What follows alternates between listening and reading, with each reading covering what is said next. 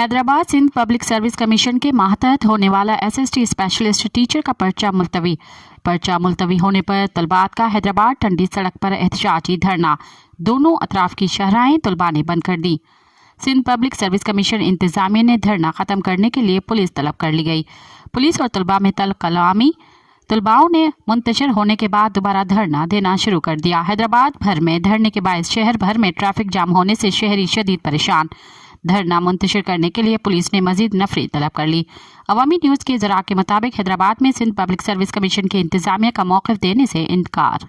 मज़ीद ख़बरन ऐं तफ़सीलात लाइ विज़िट कयो असांजी वेबसाइट www.awamiNewsHD.com ऐं ॾिसंदा रहो अवामी न्यूज़ HD।